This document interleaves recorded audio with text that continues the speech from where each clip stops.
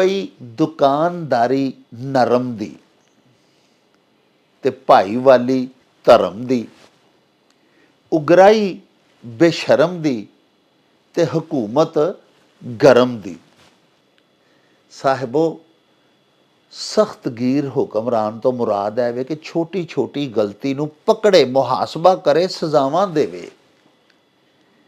ਫਿਰ ਉਹਦੀ ਮਮਲਕਤ ਦੇ ਵਿੱਚ ਕੋਈ ਜੁਰਤ ਨਹੀਂ ਕਰਦਾ ਤਜਾਵੁਜ਼ ਕਰਨ ਦਾ, ਵਾਇਲੇਸ਼ਨ ਕਰਨ ਦਾ, ਹਦੂਦ ਕਾਨੂੰਨੀ ਜਿਹੜੀਆਂ ਨੇ ਉਹਨਾਂ ਨੂੰ ਤੋੜਨ ਦਾ। ਲਾਲੈਸਨੈਸ ਬਹੁਤ ਘੱਟ ਹੁੰਦੀ ਹੈ। ਅਸੀਂ ਆਪਣਾ ਮੁਸਲਿਮ ਪਿਛੋਕੜ ਜੇ ਫਰੋਲੀਏ ਤੇ ਹਜ਼ਰਤ ਉਮਰ ਫਾਰੂਕ ਦੀ ਹਕੂਮਤ ਦੇਖੋ, ਕੈਸੀ ਸ਼ਾਨਦਾਰ ਹਕੂਮਤ ਸੀ।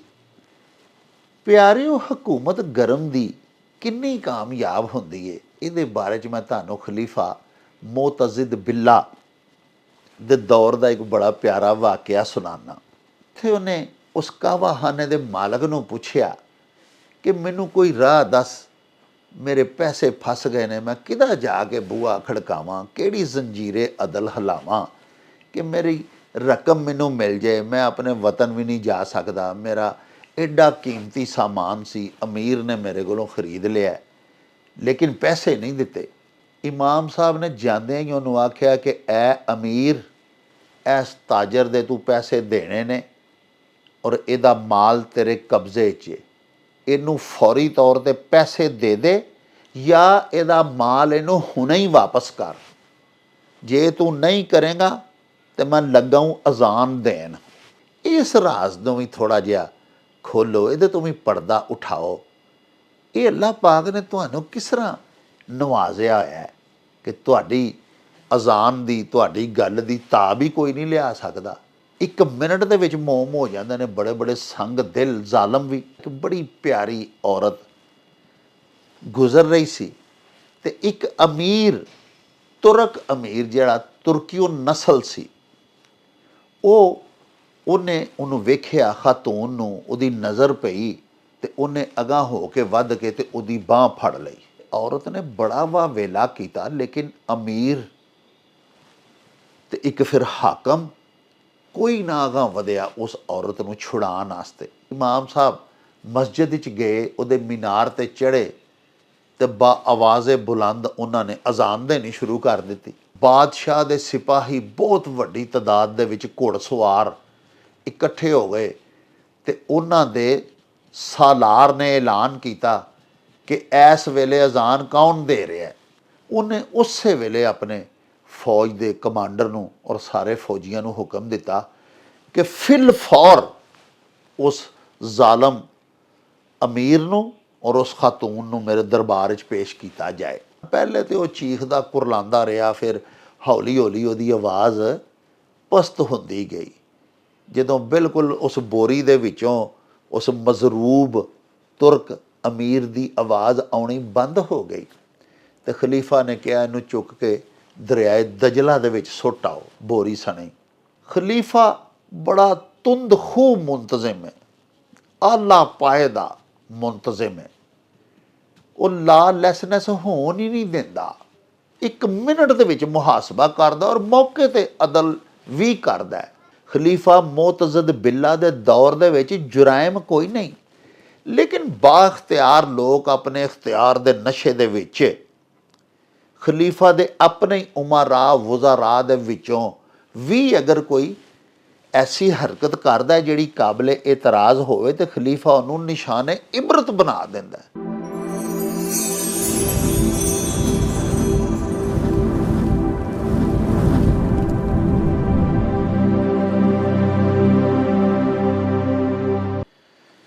ਬਿਸਮਿल्लाह रहमान रहीम। शुरू खुदा दे नामों जिस दा जोड़ जवाब न कोई, जिस दी रहमत बख्शिश वाला अंत हिसाब न कोई। प्यारे वेखन वाले पंजाबी जुबानों अदब ते सकाफत दे फरोग ते वधावे ते चढ़तल लई शुरू कीते जान वाले तुहाडे अपने माँ बोली दे यूट्यूब चैनल मेला टीवी ਦੇ ਉੱਤੇ ਤੁਹਾਨੂੰ ਦਿਲ ਦੀਆਂ ਡੁੰਘਿਆਈਆਂ ਤੋਂ ਸਤ ਬਿਸਮਿਲ੍ਲਾ ਤੇ ਜੀ ਆਇਆਂ ਨੂੰ ਆਖਦੇ ਹਾਂ। ਸਾਹਿਬੋ, ਸਾਡੀ ਇਹ ਬੇਨਤੀ ਹੈ ਵੀ ਸਾਡੇ ਇਸ ਚੈਨਲ ਨੂੰ ਸਬਸਕ੍ਰਾਈਬ ਵੀ ਕਰ ਲਵੋ, ਸਾਡੇ ਵਲੌਗਸ ਨੂੰ ਲਾਈਕ ਤੇ ਸ਼ੇਅਰ ਵੀ ਕਰਿਆ ਕਰੋ, ਤੇ ਪਿਆਰਿਓ ਆਪਣੇ ਕਮੈਂਟਸ ਸਾਨੂੰ ਜ਼ਰੂਰ ਭਿਜਵਾਇਆ ਕਰੋ, ਜਿਹੜੇ ਕਿ ਸਾਡੇ ਲਈ ਬੜੀ ਹਲਾਸ਼ੇਰੀ ਦਾ, ਬੜੀ ਐਨਕਰੇਜਮੈਂਟ ਦਾ ਸਬਬ ਹੁੰਦੇ ਨੇ। ਤੇ ਨਾਲੇ ਅਸੀਂ ਤੁਹਾਡੇ ਤਾਸੁਰਾਤ ਦੇ, ਤੁਹਾਡੇ ਮਸ਼ਵਰਿਆਂ ਦੇ ਚੰਨ ਨੇ। ਆਪਣੀ ਗੱਲਬਾਤ ਨੂੰ ਮਜ਼ੀਦ ਸ਼ਿੰਗਾਰਨ ਤੇ ਸਵਾਰਨ ਦਾ ਆਰਤ ਯਤਨ ਵੀ ਕਰਦੇ ਰਹਿੰਦੇ ਹਾਂ। ਪਿਆਰਿਓ, ਸਾਡੀ ਮਾਂ ਬੋਲੀ ਪੰਜਾਬੀ ਦੇ ਵਡਕੇ, ਸਾਡੇ ਦੇਸ਼ ਦੇ ਸੂਝਵਾਨ ਸਿਆਣੇ ਸਦੀਆਂ ਤੋਂ ਆਖਦੇ ਆ ਰਹੇ ਨੇ ਭਈ ਦੁਕਾਨਦਾਰੀ ਨਰਮ ਦੀ ਤੇ ਭਾਈਵਾਲੀ ਧਰਮ ਦੀ, ਉਗਰਾਹੀ ਬੇਸ਼ਰਮ ਦੀ ਤੇ ਹਕੂਮਤ ਗਰਮ ਦੀ। ਸਾਹਿਬੋ, ਸਾਡੇ ਅਖਾਣ ਸਾਡਾ ਸਰਮਾਇਆ ਨੇ। ਇਹਨਾਂ ਦੇ ਵਿੱਚ ਬੜੀਆਂ ਬੜੀਆਂ ਮੱਤਾਂ ਭਰੀਆਂ ਹੁੰਦੀਆਂ ਨੇ। ਜਿਵੇਂ ਇਹ ਅਖਾਣ ਜਿਹੜਾ ਮੈਂ ਤੁਹਾਡੀ ਸੇਵਾ ਦੇ ਵਿੱਚ ਪੇਸ਼ ਕੀਤਾ ਹੈ, ਇਹਦੇ ਵਿੱਚ ਲਿਖਣ ਵਾਲੇ ਜਾਂ ਇਸ ਅਖਾਣ ਨੂੰ ਕਹਿਣ ਵਾਲੇ ਸੂਝਵਾਨ ਨੇ ਕਿੱਡੀ ਕਿੱਡੀ ਖੂਬਸੂਰਤ ਗੱਲ ਕੀਤੀ ਹੈ। ਦੁਕਾਨਦਾਰੀ ਨਰਮ ਦੀ, ਯਾਨੀ ਦੁਕਾਨਦਾਰ ਉਹ ਕਾਮਯਾਬ ਤਰੀਨ ਹੁੰਦਾ ਹੈ, ਉਹਦੀ ਬੜੀ ਦੁਕਾਨ ਚੱਲਦੀ ਹੈ, ਜਿਹੜਾ ਨਰਮ ਖੂਹ ਹੋਵੇ,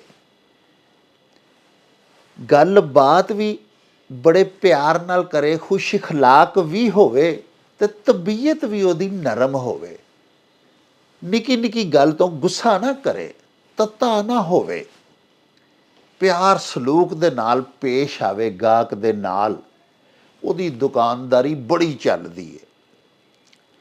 ਦੁਕਾਨਦਾਰੀ ਨਰਮ ਦੀ ਤੇ ਭਾਈਵਾਲੀ ਧਰਮ ਦੀ।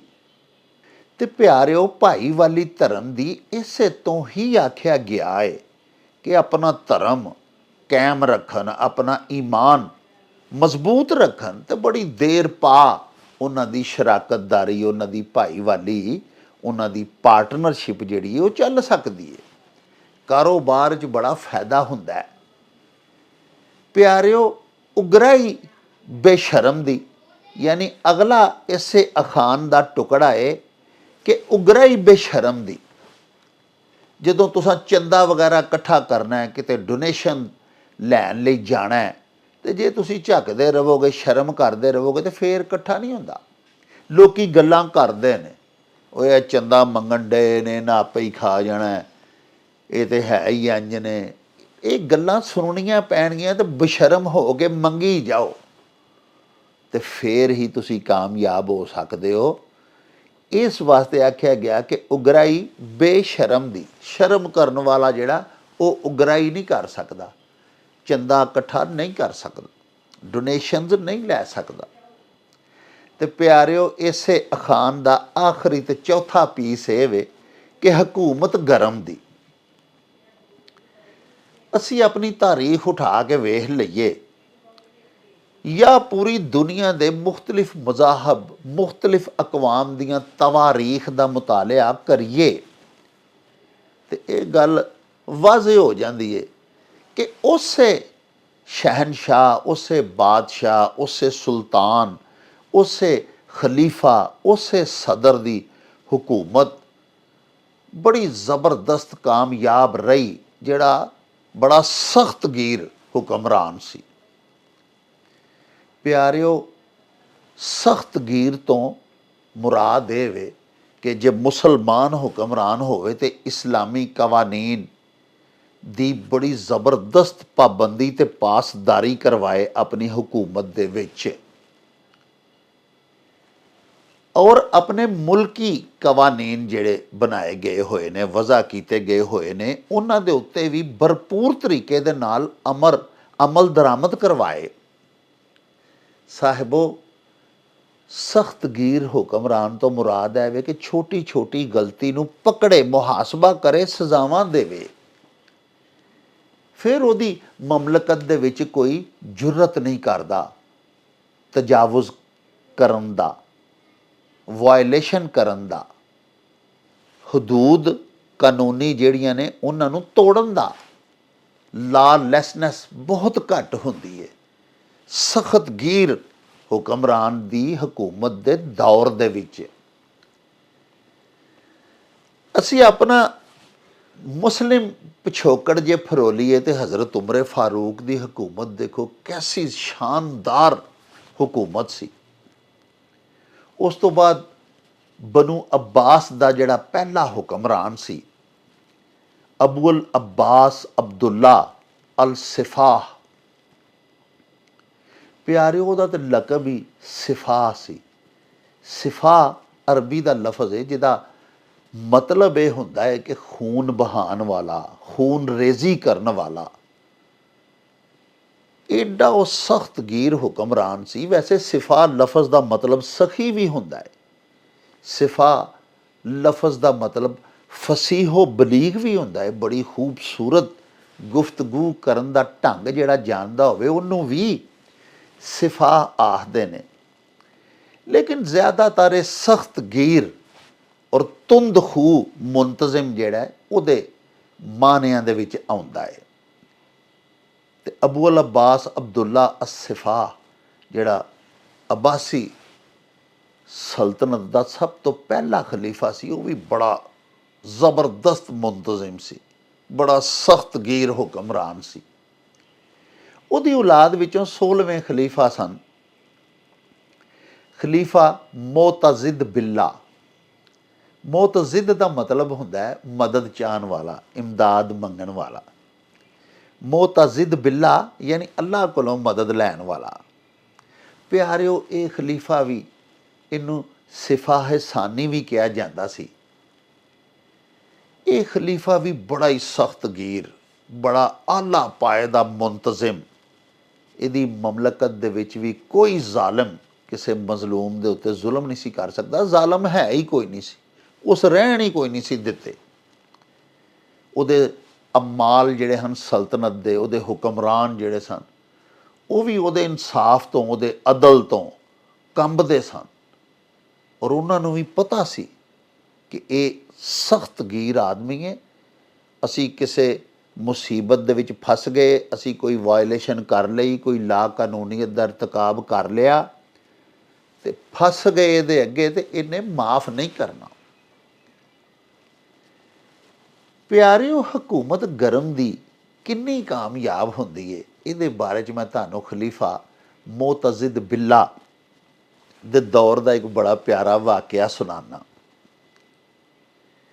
ਹੋਇਆ ਇਸ ਤਰ੍ਹਾਂ ਕਿ ਇੱਕ ਤਾਜਰ ਸੀ, ਉਹ ਮੁਲਕਾਂ 'ਚ ਫਿਰਦਾ ਸੀ, ਦੂਸਰੇ ਦੇਸ਼ਾਂ ਤੋਂ ਚੀਜ਼ਾਂ ਲਿਆਉਂਦਾ ਸੀ ਤੇ ਦੂਸਰੇ ਮੁਲਕਾਂ ਦੇ ਵਿੱਚ ਜਾ ਕੇ ਵੇਚਦਾ ਸੀ। ਪਾਕਿਸਤਾਨ ਤੋਂ ਐਸੀਆਂ ਚੀਜ਼ਾਂ ਖਰੀਦ ਲੈਣੀਆਂ ਜਿਨ੍ਹਾਂ ਦੀ ਈਰਾਨ 'ਚ ਮੰਗ ਹੈ, ਉੱਥੇ ਜਾ ਕੇ ਵੇਚ ਦੇਣੀਆਂ।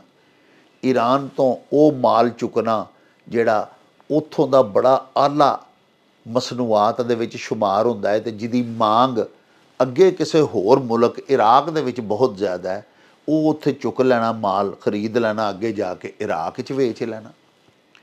ਪਿਆਰਿਓ ਉਹ ਕਾਫੀ ਸਾਰੇ ਮੁਲਕਾਂ ਦੇ ਵਿੱਚੋਂ ਫਿਰ ਕੇ ਤੇ ਬੜਾ ਨਾਦਰ ਤੇ ਬੜਾ ਕੀਮਤੀ ਸਾਮਾਨ ਖਰੀਦ ਕੇ ਤੇ ਬਗਦਾਦ ਆਇਆ, ਜਿੱਥੇ ਕਿ ਖਲੀਫਾ ਮੁਅਤਜ਼ਿਦ ਬਿੱਲਾ ਦੀ ਹਕੂਮਤ ਸੀ। ਉੱਥੇ ਬਗਦਾਦ ਦੇ ਇੱਕ ਅਮੀਰ ਨੇ ਉਹਦੇ ਕੋਲੋਂ ਕਾਫੀ ਸਾਰਾ ਮਾਲ ਖਰੀਦ ਲਿਆ, ਲੇਕਿਨ ਨਕਦ ਅਦਾਇਗੀ ਨਾ ਕੀਤੀ, ਵਾਅਦਾ ਵਈਦ ਕਰ ਲਿਆ।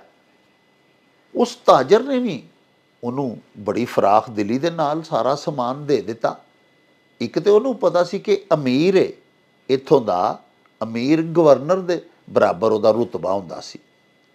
ਤੇ ਦੂਸਰਾ ਉਹਨੇ ਆਖਿਆ ਕਿ ਇਦੋਂ ਵੱਡਾ ਗਾਹਕ ਮੈਨੂੰ ਕਿੱਥੇ ਲੱਭਣਾ ਹੈ, ਔਰ ਇਹਨੇ ਇੰਨਾ ਕੁਛ ਇਕੱਠਾ ਹੀ ਖਰੀਦ ਲਿਆ ਤੇ ਪੈਸੇ ਵੀ ਦੇ ਹੀ ਦੇਗਾ। ਐਡਾ ਵੱਡਾ ਆਦਮੀ ਹੈ, ਕੋਈ ਗਰੀਬ ਮਾੜਾ ਦੁਬੜਾ ਹੋਵੇ ਜਿਹੜਾ ਲੈ ਕੇ ਨੱਸ ਜਾਏ ਜਾਂ ਨਾ ਪੈਸੇ ਦੇਵੇ। ਲੇਕਿਨ ਖਲੀਫਾ ਮੁਅਤਜ਼ਿਦ ਬਿੱਲਾ ਦੀ ਹਕੂਮਤ ਦੇ ਵਿੱਚ ਤੇ ਐਸੇ ਤਸੱਵਰ ਹੀ ਕੋਈ ਨਹੀਂ ਸੀ ਕਿਸੇ ਚੋਰ ਡਕੈਤ ਦਾ ਜਾਂ ਕਿਸੇ ਨਾਲ ਕੋਈ ਜ਼ੁਲਮ ਕਰਦਾ। ਤੇ ਪਿਆਰਿਓ ਉਹਨੇ ਫਰਾਖ ਦਿਲੀ ਦੇ ਨਾਲ ਅਮੀਰ ਨੂੰ ਜੋ ਜੋ ਉਸ ਮੰਗਿਆ ਉਹਨੇ ਦੇ ਦਿੱਤਾ। ਹੁਣ ਉਹ ਅਮੀਰ ਜਿਹੜਾ ਸੀ ਉਹ ਬਦਨੀਅਤ ਹੋ ਗਿਆ। ਉਹ ਪੈਸੇ ਨਹੀਂ ਸੀ ਦਿੰਦਾ ਤਾਜਰ ਦੇ। ਤਾਜਰ ਨੇ ਬਹੁਤ ਸਾਰੇ ਹੁਕਾਮ ਦੇ ਨਾਲ ਰਾਬਤਾ ਕੀਤਾ, ਉਮਰਾ ਦੇ ਨਾਲ ਗੱਲਬਾਤ ਕੀਤੀ, ਉਹਨਾਂ ਅੱਗੇ ਆਪਣਾ ਜਾ ਕੇ ਬਿਆਨ ਕੀਤਾ ਜਿਹੜਾ ਉਹਦੇ ਨਾਲ ਜ਼ੁਲਮ ਹੋਇਆ ਸੀ। ਪਿਆਰਿਓ, ਕਿਸੇ ਹਾਮੀ ਨਾ ਭਰੀ ਉਸ ਅਮੀਰ ਦੇ ਮੁਕਾਬਲੇ 'ਤੇ ਉਹਦੀ ਮਦਦ ਕਰਨ ਦੇ ਉੱਤੇ ਕੋਈ ਤਿਆਰ ਨਾ ਹੋਇਆ। ਉਹ ਵਜ਼ੀਰ ਦੇ ਕੋਲ ਵੀ ਗਿਆ, ਖਲੀਫਾ ਤੋਂ ਬਾਅਦ ਜਿਹਦਾ ਮਰਤਬਾ ਸੀ।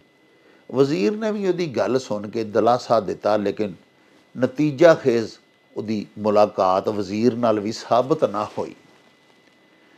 ਅਲਗਰਦ ਉਹ ਬੜਾ ਪਰੇਸ਼ਾਨ ਸੀ, ਉਹ ਆਪਣੇ ਮੁਲਕ ਵਾਪਸ ਵੀ ਨਹੀਂ ਸੀ ਜਾ ਸਕਦਾ ਕਿਉਂਕਿ ਉਹਦੀ ਕਾਫੀ ਸਾਰੀ ਰਕਮ ਫਸ ਗਈ ਹੋਈ ਸੀ। ਉਹ ਪਿਆਰਿਓ ਸ਼ਾਮ ਨੂੰ ਇੱਕ ਬਗਦਾਦ ਦੇ ਕਾਹਵਾਖਾਨੇ 'ਚ ਜਾ ਕੇ ਬੈਠਦਾ ਸੀ ਅਤੇ ਉੱਥੇ ਜਾ ਕੇ ਕਾਹਵਾ ਪੀਂਦਾ ਸੀ। ਉੱਥੇ ਉਹਨੇ ਉਸ ਕਾਹਵਾਖਾਨੇ ਦੇ ਮਾਲਕ ਨੂੰ ਪੁੱਛਿਆ ਕਿ ਮੈਨੂੰ ਕੋਈ ਰਾਹ ਦੱਸ, ਮੇਰੇ ਪੈਸੇ ਫਸ ਗਏ ਨੇ, ਮੈਂ ਕਿਹਦਾ ਜਾ ਕੇ ਬੂਹਾ ਖੜਕਾਵਾਂ, ਕਿਹੜੀ ਜ਼ੰਜੀਰੇ ਅਦਲ ਹਿਲਾਵਾਂ ਕਿ ਮੇਰੀ ਰਕਮ ਮੈਨੂੰ ਮਿਲ ਜਾਏ। ਮੈਂ ਆਪਣੇ ਵਤਨ ਵੀ ਨਹੀਂ ਜਾ ਸਕਦਾ, ਮੇਰਾ ਐਡਾ ਕੀਮਤੀ ਸਾਮਾਨ ਸੀ, ਅਮੀਰ ਨੇ ਮੇਰੇ ਕੋਲੋਂ ਖਰੀਦ ਲਿਆ ਲੇਕਿਨ ਪੈਸੇ ਨਹੀਂ ਦਿੱਤੇ। ਕੋਈ ਕਾਜ਼ੀ ਐਸਾ ਦੱਸੋ, ਕੋਈ ਅਦਾਲਤ ਐਸੀ ਦੱਸੋ, ਮੈਂ ਕਿੱਥੇ ਜਾਵਾਂ। ਉਹ ਕਾਹਵਾਖਾਨੇ ਦੇ ਮਾਲਕ ਨੇ ਉਹਨੂੰ ਆਖਿਆ ਕਿ ਫਲਾਂ ਮੁਹੱਲੇ ਦੇ ਵਿੱਚ ਇੱਕ ਦਰਜ਼ੀ ਹੈ, ਉਸ ਖਿਆਤ ਦੀ ਦੁਕਾਨ 'ਤੇ ਚਲਾ ਜਾ ਅਤੇ ਉਹਨੂੰ ਜਾ ਕੇ ਤੂੰ ਆਪਣੀ ਗੱਲ ਸੁਣਾ। ਪਿਆਰਿਓ, ਉਹ ਤਾਜਰ ਬੜਾ ਹੈਰਾਨ ਹੋਇਆ। ਉਹਨੇ ਆਖਿਆ, ਯਾਰ ਮੈਂ ਐਡੇ ਐਡੇ ਵੱਡੇ ਉਮਰਾ ਤੇ ਦਰਵਾਜ਼ੇ ਖੜਕਟਾ ਬੈਠਾ, ਵਜ਼ੀਰਾਂ ਤੱਕਰ ਮੈਂ ਹੋ ਆਇਆ, ਤੂੰ ਮੈਨੂੰ ਇੱਕ ਦਰਜ਼ੀ ਵੱਲ ਟੋਰਨਾ ਪਿਆ। ਜੇ ਉਹਨੇ ਇਹ ਵੀ ਆਖਿਆ ਕਿ ਉਹ ਦਰਜ਼ੀ ਵੀ ਹੈ ਅਤੇ ਇਮਾਮ ਮਸਜਿਦ ਵੀ ਹੈ, ਜਾਂ ਤੈਨੂੰ ਮਸਜਿਦ 'ਚ ਮਿਲ ਜਾਏਗਾ ਅਤੇ ਜਾਂ ਮਸਜਿਦ ਤੋਂ ਬਾਹਰ ਉਹਦੀ ਛੋਟੀ ਜਿਹੀ ਦਰਜ਼ੀਆਂ ਦੀ ਦੁਕਾਨ ਹੈ, ਉੱਥੇ ਮਿਲ ਜਾਏਗਾ। ਉਸ ਆਖਿਆ ਕਿ ਯਾਰ ਉਹ ਇਮਾਮ ਜਾਂ ਦਰਜ਼ੀ, ਉਹ ਖਿਆਤ ਜਿਹੜਾ ਹੈ, ਖਿਆਤ ਅਰਬੀ ਦੇ ਵਿੱਚ ਦਰਜ਼ੀ ਨੂੰ ਆਖਦੇ।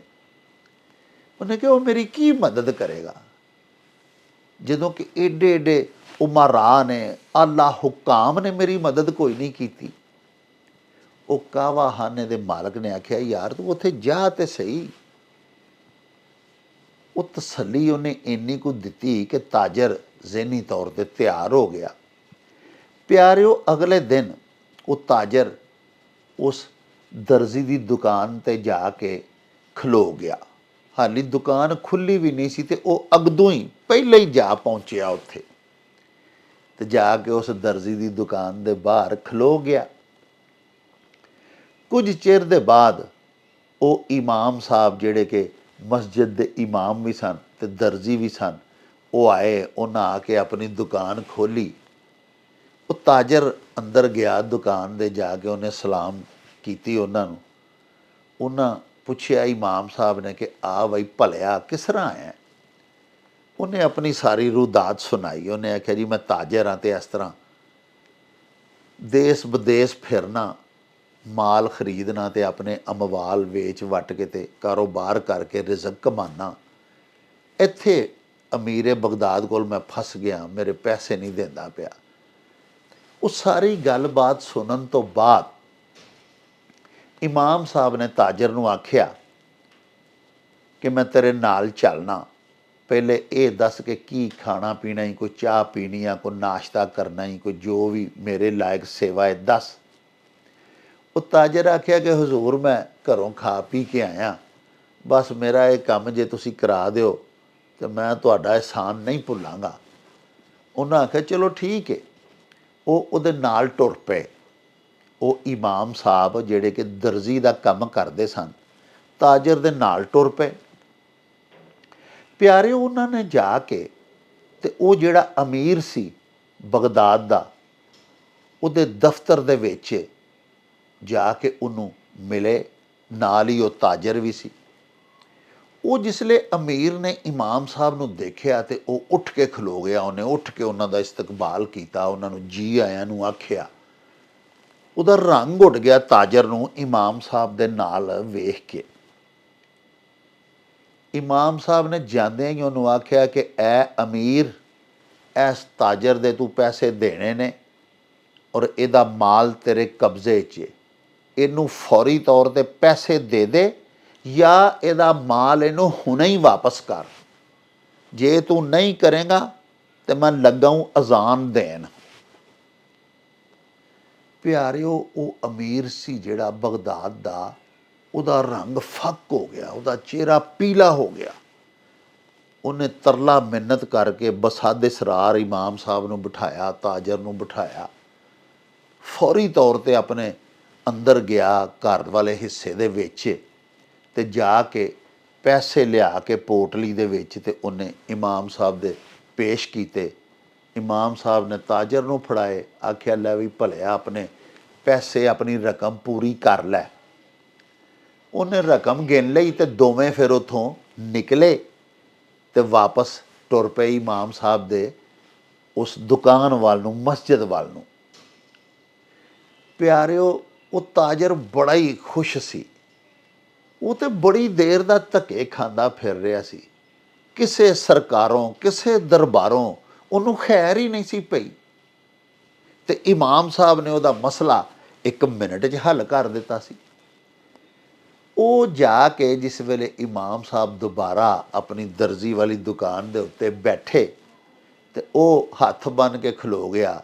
ਉਹ ਉਹਨਾਂ ਦੀ ਨਜ਼ਰ ਕੁਝ ਮਾਲ, ਕੁਝ ਰਕਮ ਕਰਨੀ ਚਾਹੁੰਦਾ ਸੀ, ਲੇਕਿਨ ਇਮਾਮ ਸਾਹਿਬ ਨੇ ਉਹਨੂੰ ਸਮਝਾਇਆ। ਉਹਨਾਂ ਆਖਿਆ ਗੱਲ ਸੁਣ ਓਏ ਬੇਵਕੂਫਾ,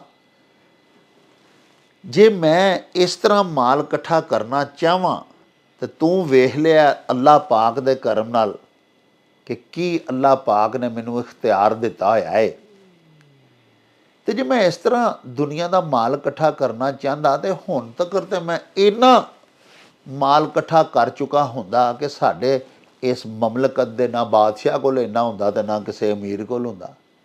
ਲੇਕਿਨ ਨਹੀਂ, ਮੈਨੂੰ ਤੇ ਇਹ ਮੇਰਾ ਪੇਸ਼ਾ ਅਜ਼ੀਜ਼ ਹੈ। ਮੈਂ ਤਾਂ ਅੱਜ ਵੀ ਅਲਹਮਦੁਲਿਲਾ ਇਮਾਮਤ ਕਰਾਨਾ ਮਸਜਿਦ ਦੇ ਵਿੱਚ, ਅਤੇ ਉੱਥੋਂ ਵੀ ਕਦੀ ਕੋਈ ਵਜ਼ੀਫਾ ਨਹੀਂ ਲਿਆ। ਮੈਂ ਮਿਹਨਤ ਕਰਕੇ ਕੱਪੜੇ ਸੀ ਕੇ ਆਪਣੇ ਬੱਚਿਆਂ ਦਾ ਪੇਟ ਪਾਲਣਾ ਅਤੇ ਆਪਣਾ ਘਰ ਚਲਾਉਣਾ। ਅੱਲਾਹ ਪਾਕ ਨੇ ਕੁਰਾਨ ਪਾਕ 'ਚ ਫਰਮਾਇਆ ਕਿ ਵਲਾ ਤਸ਼ਤਰੂ ਬੀ ਆਯਾਤੀ ਸਮਨਨ ਕਲੀਲਾ।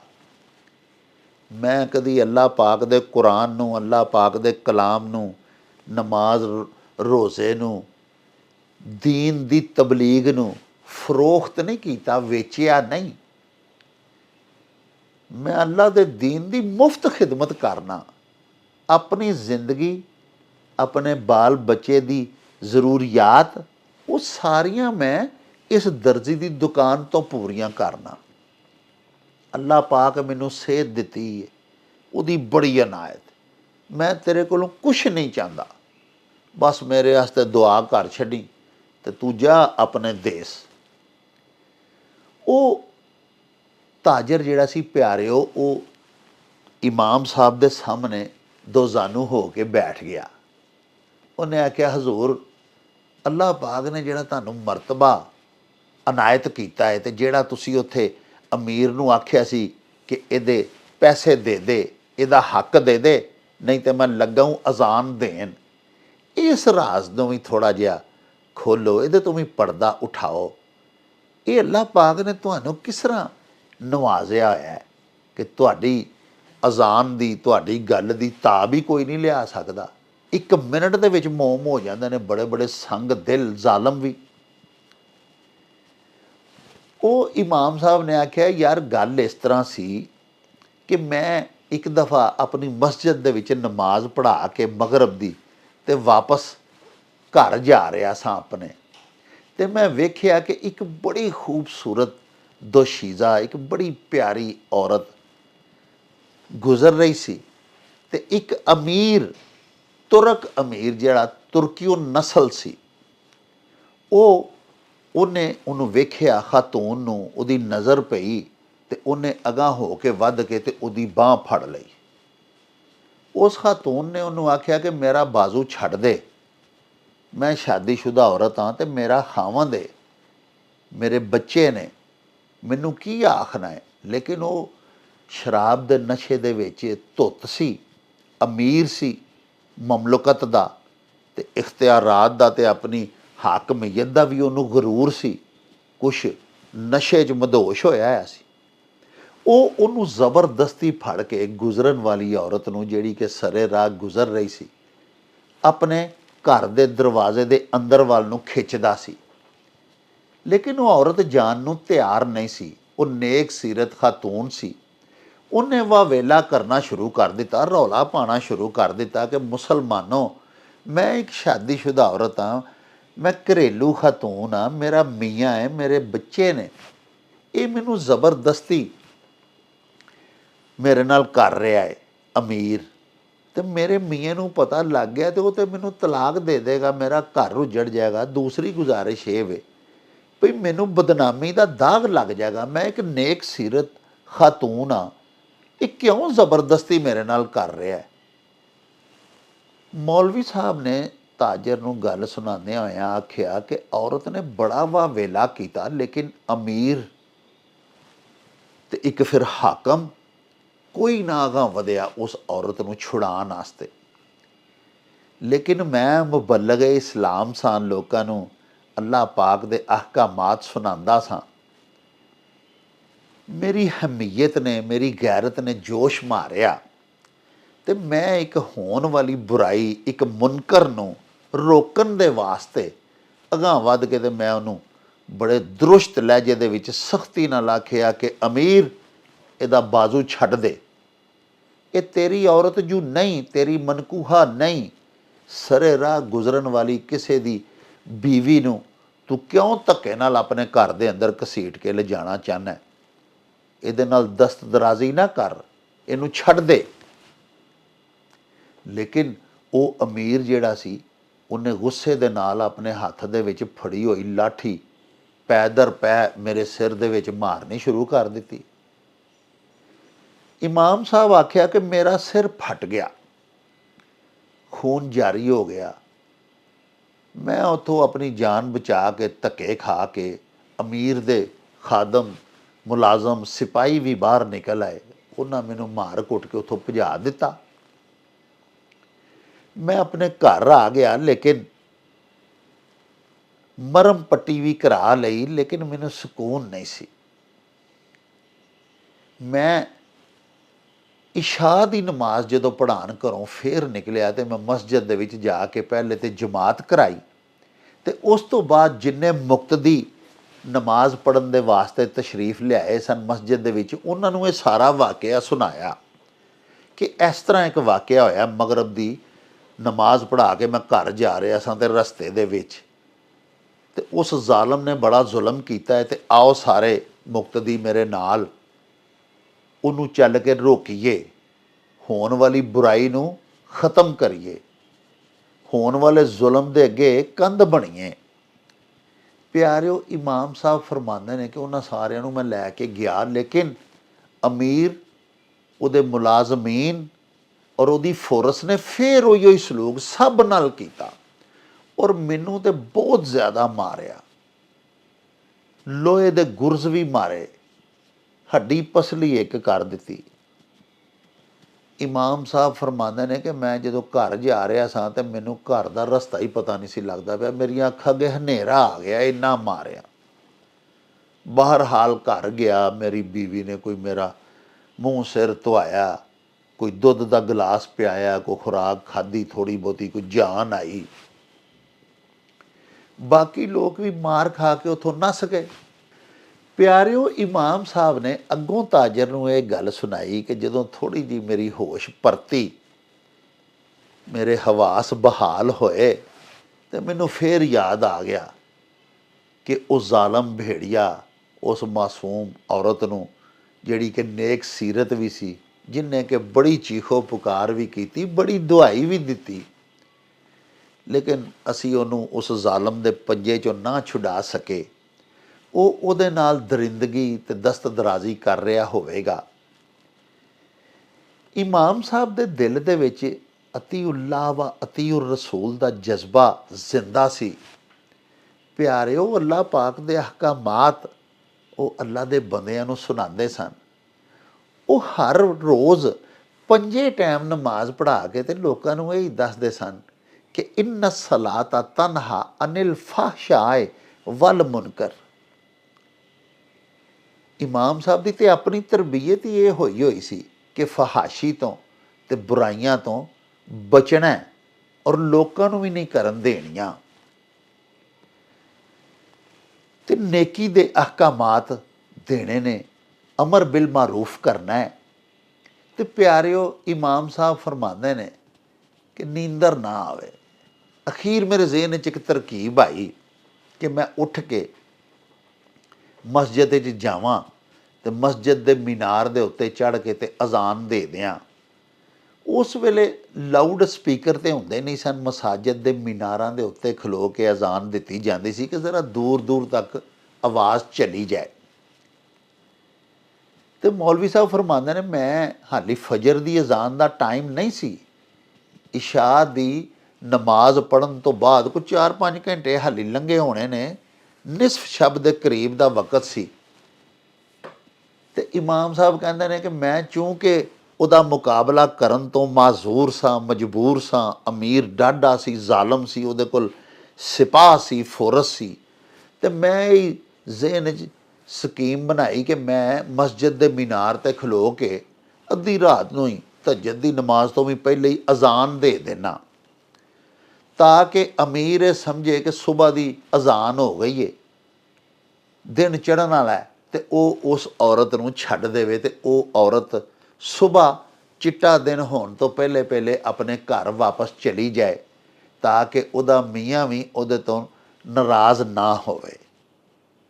प्यारिओ ये एक नेक नीयत इमाम साहब दे ज़हन च आई। इमाम साहब मस्जिद च गए, उहदे मीनार ते चढ़े ते बा आवाज़े बुलंद उन्होंने अजान देनी शुरू कर दी।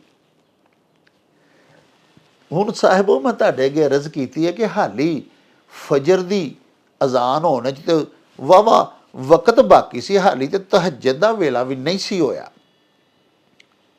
लेकिन इमाम साहब ने तो इस नीयत तो अजान दी ना कि अगला धोखा खा जाए और समझेगा कि सुबह की अजान हो गई है तो उस औरत नूं छड्ड देगा, उसकी जान छुट जाए। वो इमाम साहब फरमाते हैं कि अजान दे के ते नाल नाल मैं मस्जिद के मीनार तो अमीर की हवेली का दरवाज़ा भी नज़र आता सी।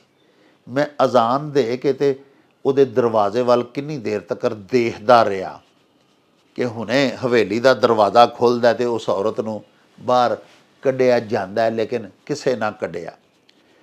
वो आखदे ने मैं अकामत आखन ते भी तैयार हो गया कि अकामत भी कह देना, नमाज पढ़न तो पहले अकामत जिहड़ी मुअज्जन साहब आखदे ने, ताकि इनू यकीन हो जाए अमीर नूं कि अकामत भी आख दी गई है तो नमाज फजर वाकई शुरू पई हुंदी है।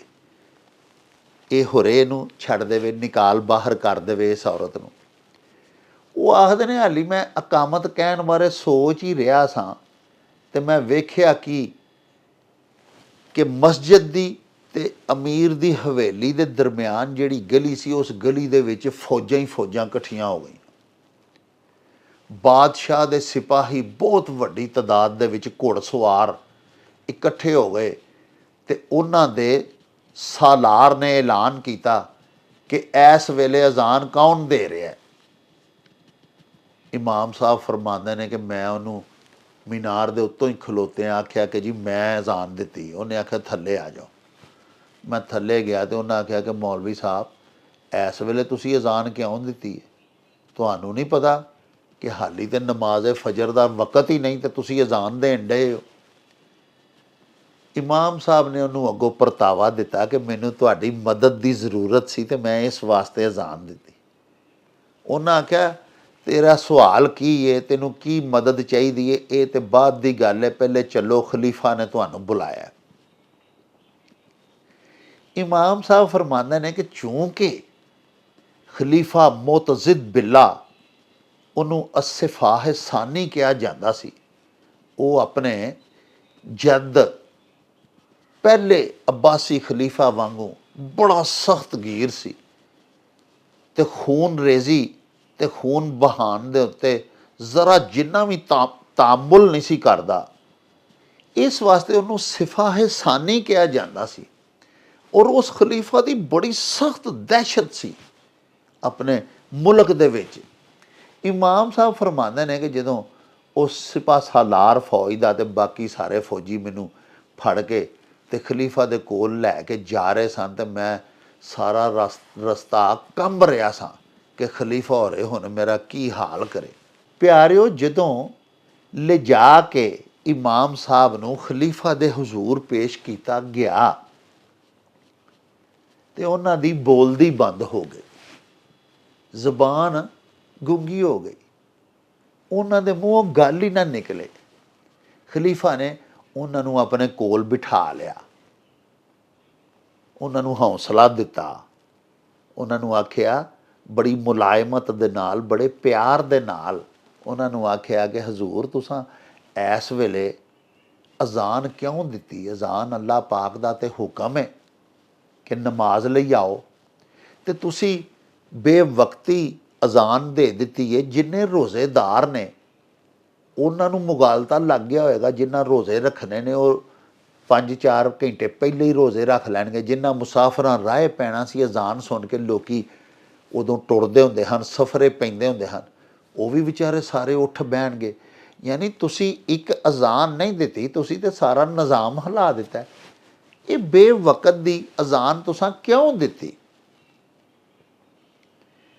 ਪਿਆਰਿਓ, ਉਹ ਹਾਫਿਜ਼ ਸਾਹਿਬ ਨੇ ਅੱਗੋਂ ਆਖਿਆ, ਜਿਹੜੇ ਕਿ ਆਲਮੇ ਦੀਨ ਸਨ, ਜਿਹੜੇ ਕਿ ਇਮਾਮ ਸਾਹਿਬ ਸਨ ਤੇ ਨਾਲੇ ਦਰਜ਼ੀ ਵੀ ਸਨ, ਉਹਨਾਂ ਆਖਿਆ ਖਲੀਫਾ ਮੇਰੀ ਜਾਨ ਬਖਸ਼ੀ ਕਰ ਦਿਓ ਤੇ ਮੈਂ ਤੁਹਾਨੂੰ ਸਾਰੀ ਗੱਲ ਸੁਣਾਉਣਾ।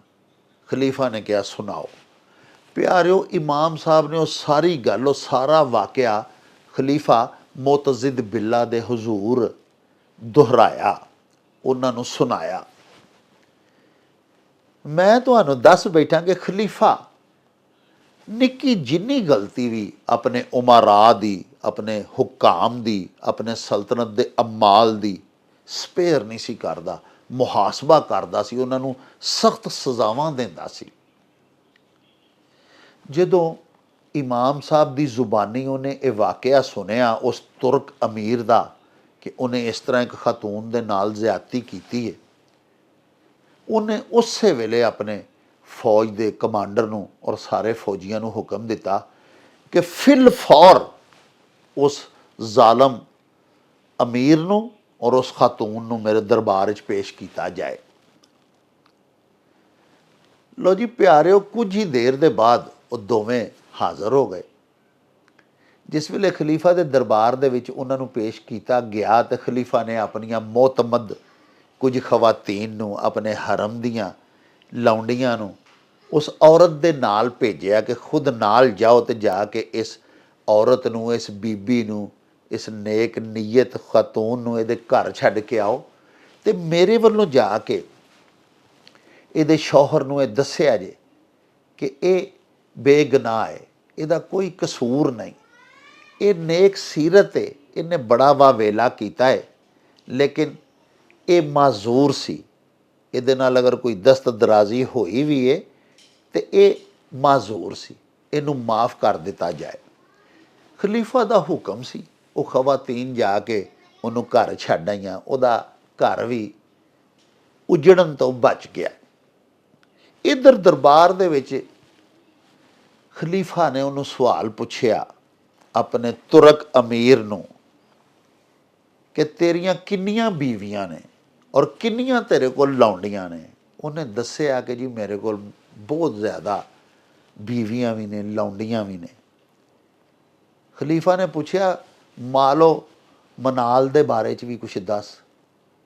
ਉਹਨੇ ਕਿਹਾ ਜੀ ਅੱਲਾ ਦਾ ਦਿੱਤਾ ਬੜਾ ਕੁਛ, ਬੇਬਹਾ ਤੁਹਾਡੀ ਇਨਾਇਤ ਦੇ ਨਾਲ ਮੇਰੇ ਕੋਲ ਅਮਵਾਲ ਵੀ ਕਾਫੀ ਜ਼ਿਆਦਾ, ਬੜੀ ਵੱਡੀ ਮਾਲਕੀ ਹੈ ਮੇਰੀ।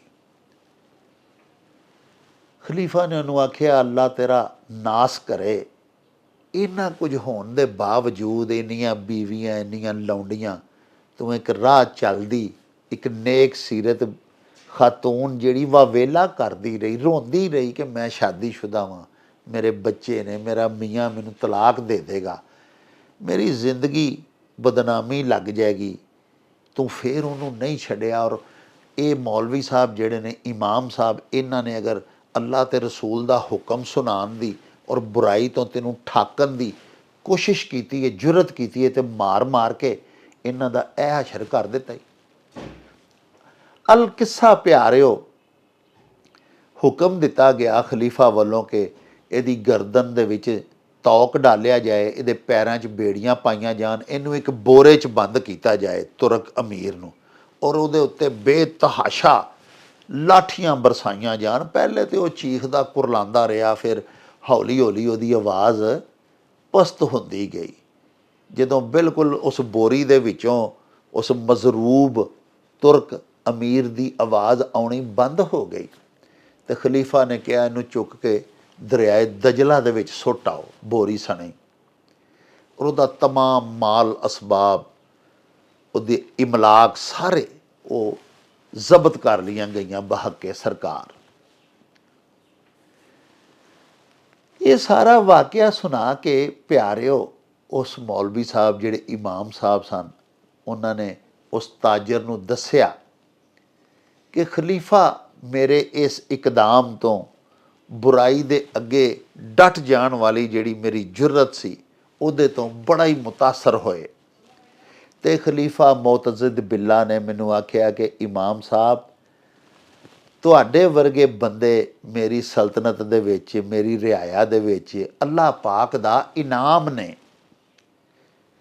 ਕਿਧਰੇ ਵੀ ਕੋਈ ਬੁਰਾਈ ਹੁੰਦੀ ਹੋਵੇ, ਕਿਧਰੇ ਵੀ ਤੁਸੀਂ ਵੇਖੋ ਕਿ ਇਸਲਾਮ ਦੀਆਂ ਹੱਦਾਂ ਕੋਈ ਫਲਾਂਗ ਰਿਹਾ, ਇਸਲਾਮੀ ਕਵਾਨੀਨ ਹੋਣ ਜਾਂ ਸਾਡੀ ਰਿਆਸਤ ਦੇ ਕਵਾਨੀਨ ਕੋਈ ਤੋੜ ਰਿਹਾ, ਤੁਸੀਂ ਫਟ ਮੇਰੇ ਤੱਕ ਆਓ। ਜੇ ਮੇਰੇ ਤੱਕ ਤੁਸੀਂ ਨਹੀਂ ਪਹੁੰਚ ਸਕਦੇ ਤੇ ਅਜ਼ਾਨ ਦੇ ਦੇਣਾ, ਤੁਹਾਨੂੰ ਬੇਵਕਤੀ ਅਜ਼ਾਨ ਦੇਣ ਦੀ ਵੀ ਇਜਾਜ਼ਤ ਹੈ। ਔਰ ਫਿਰ ਤੁਸੀਂ ਦੇਖਣਾ ਕਿ ਤੁਸੀਂ ਅਜ਼ਾਨ ਦਿਓਗੇ ਤੇ ਕਿਸ ਤਰ੍ਹਾਂ ਉਸ ਫਹਾਸ਼ੀ ਨੂੰ, ਉਸ ਜ਼ੁਲਮ ਨੂੰ, ਉਸ ਬੁਰਾਈ ਨੂੰ, ਉਸ ਬਦੀ ਨੂੰ ਰੋਕਿਆ ਜਾਏਗਾ ਔਰ ਕੁਚਲ ਦਿੱਤਾ ਜਾਏਗਾ। ਤੇ ਪਿਆਰਿਓ, ਇਮਾਮ ਸਾਹਿਬ ਨੇ ਫਿਰ ਉਹਨੂੰ ਦੱਸਿਆ, ਤਾਜਰ ਨੂੰ, ਕਿ ਉਹ ਦਿਨ ਤੇ ਅੱਜ ਦਾ ਦਿਨ ਅੱਲਾਹ ਪਾਕ ਦੇ ਅਹਿਸਾਨ ਦੇ ਨਾਲ ਮੇਰੀ ਅਜ਼ਾਨ ਤੋਂ ਹਰ ਬੁਰਾ ਆਦਮੀ, ਹਰ ਬਦਕਾਰ, ਹਰ ਗੁਨਾਹਗਾਰ ਡਰਦਾ। ਕੋਈ ਗੁੰਡਾਗਰਦੀ ਉਂਝ ਤੇ ਇੱਥੇ ਕਰਦਾ ਹੀ ਨਹੀਂ, ਕਿਉਂਕਿ ਹਾਕਮ ਬੜਾ ਸਖਤ ਗੀਰ ਹੈ, ਖਲੀਫਾ ਬੜਾ ਤੁੰਦ ਖੂਹ ਮੁੰਤਜ਼ਮ ਹੈ, ਆਲਾ ਪਾਏ ਦਾ ਮੁੰਤਜ਼ਮ ਹੈ। ਉਹ ਲਾ ਲੈਸਨੈਸ ਹੋਣ ਹੀ ਨਹੀਂ ਦਿੰਦਾ, 1 ਮਿੰਟ ਦੇ ਵਿੱਚ ਮੁਹਾਸਬਾ ਕਰਦਾ ਔਰ ਮੌਕੇ 'ਤੇ ਅਦਲ ਵੀ ਕਰਦਾ, ਇਨਸਾਫ ਵੀ ਦਿੰਦਾ, ਸਜ਼ਾ ਵੀ ਦਿੰਦਾ। ਇਸ ਲਈ ਜੁਰਾਇਮ ਦੀ ਸ਼ਰ੍ਹਾ ਤੇ ਇੱਥੇ ਹੈ ਹੀ ਨਹੀਂ ਸਾਡੇ ਮਮਲਕਤ ਦੇ ਵਿੱਚ। ਖਲੀਫਾ ਮੁਅਤਜ਼ਿਦ ਬਿੱਲਾ ਦੇ ਦੌਰ ਦੇ ਵਿੱਚ ਜੁਰਾਇਮ ਕੋਈ ਨਹੀਂ, ਲੇਕਿਨ ਬਾਖਤਿਆਰ ਲੋਕ ਆਪਣੇ ਇਖਤਿਆਰ ਦੇ ਨਸ਼ੇ ਦੇ ਵਿੱਚ ਖਲੀਫਾ ਦੇ ਆਪਣੇ ਹੀ ਉਮਰਾ ਵੁਜ਼ਰਾ ਦੇ ਵਿੱਚੋਂ ਵੀ ਅਗਰ ਕੋਈ ਐਸੀ ਹਰਕਤ ਕਰਦਾ ਜਿਹੜੀ ਕਾਬਲੇ ਇਤਰਾਜ਼ ਹੋਵੇ, ਤੇ ਖਲੀਫਾ ਉਹਨੂੰ ਨਿਸ਼ਾਨੇ ਇਬਰਤ ਬਣਾ ਦਿੰਦਾ ਔਰ ਬਾਕੀ ਸਾਰਿਆਂ ਦੇ ਵਾਸਤੇ ਐਸਾ ਸਬਕ ਆਮੋਜ਼ ਬਣਾਉਂਦਾ ਹੈ ਕਿ ਕਿਸੇ ਦੀ ਅੱਗੋਂ ਜੁਰਤ ਨਹੀਂ ਹੁੰਦੀ ਕਿ ਉਹ ਵਾਇਲੇਟ ਕਰੇ, ਉਹ ਕੋਈ ਐਸੀ ਹਰਕਤ ਕਰੇ ਜਿਹਦੇ ਨਾਲ ਅਮਨੋ ਅਮਾਨ ਤਹਿਬਾਲਾ ਹੋਵੇ ਜਾਂ ਸਲਤਨਤ ਦੇ ਕਵਾਨੀਨ ਸ਼ਿਕਸਤੋ ਰੇਖਤ ਦਾ ਸ਼ਿਕਾਰ ਹੋਣ।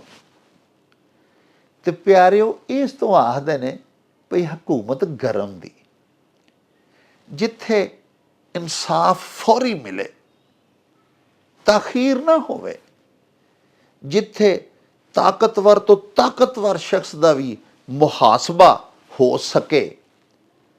ਜਿਸ ਸਲਤਨਤ ਦੇ ਵਿੱਚ ਪਿਆਰਿਓ ਬਾਖਤਿਆਰ ਤੋਂ ਬਾਖਤਿਆਰ ਸ਼ਖਸ ਜਿਹੜਾ, ਉਹਨੂੰ ਵੀ ਇਹ ਪਤਾ ਹੋਵੇ ਕਿ ਮੈਂ ਜੁਰਮ ਕੀਤਾ ਤੇ ਜ਼ੇਰੇ ਤਾਜ਼ੀਰ ਲਿਆਂਦਾ ਜਾਵਾਂਗਾ, ਮੈਨੂੰ ਮਾਫੀ ਨਹੀਂ ਮਿਲਣੀ, ਉੱਥੇ ਅੱਲਾਹ ਪਾਕ ਦੇ ਕਰਮ ਨਾਲ ਬਿਹਤਰੀਨ ਫਲਾਹੀ ਮੁਆਸ਼ਰਾ ਕਾਇਮ ਹੋ ਜਾਂਦਾ ਹੈ ਔਰ ਅਮਨੋ ਅਮਾਨ ਬੇਮਿਸਾਲ ਕਾਇਮ ਹੁੰਦਾ ਹੈ।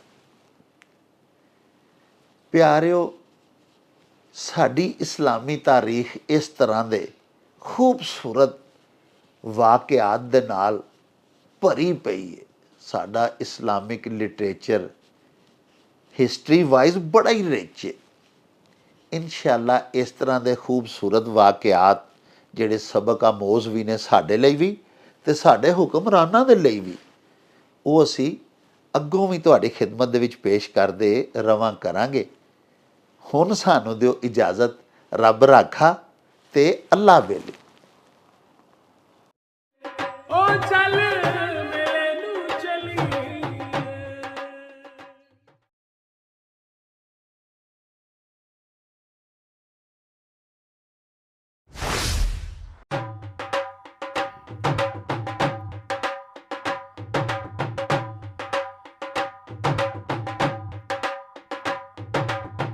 ਰੌਣਕ ਹੋ ਜਾਊ ਛੱਟ ਵੇ ਚੱਲ ਮੇਲੇ ਨੂੰ ਚਲੀਏ, ਓ ਰੌਣਕ ਹੋ ਜਾਊ ਛੱਟ ਵੇ ਚੱਲ ਮੇਲੇ ਨੂੰ ਚਲੀਏ, ਮੱਲਾ ਕੱਢ ਕੁੜਦੇ ਦੇ ਵੱਟ ਵੇ ਚੱਲ ਮੇਲੇ ਨੂੰ ਚਲੀਏ,